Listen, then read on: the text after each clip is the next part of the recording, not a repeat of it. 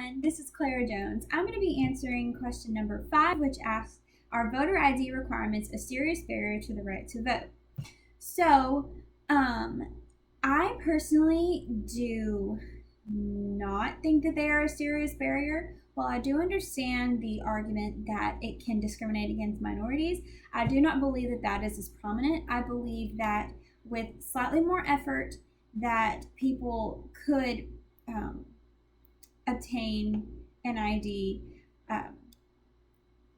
maybe not necessarily as easily, but could if they really wanted to. I understand that there are extra steps. However, there has to be a standard.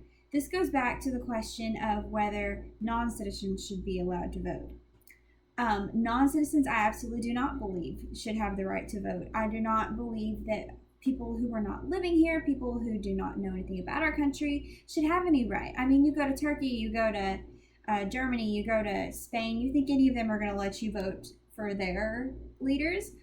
I don't believe so, because that's not your country. And I feel like as Americans, we came over here with this idea we want to be inclusive, and I absolutely support that.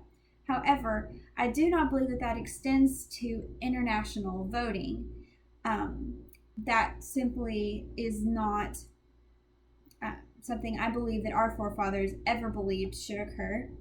One quote I actually found by a man named Charlie Kirk, very smart person. He stated, requirements for an ID are not voter suppression. They are just common sense steps to ensure that people don't vote if they are ineligible, don't vote using false identities, and don't vote more than once. And I believe that is the simplest way of putting it. Though maybe it might be a little more of a hassle for some people, it's worth it to be able to vote for your leaders. And I believe that instead of taking away voter ID, why don't we make it easier for immigrants to come over, make the process of becoming a citizen easier, so that way we address the underlying issue instead of just allowing everyone to come in.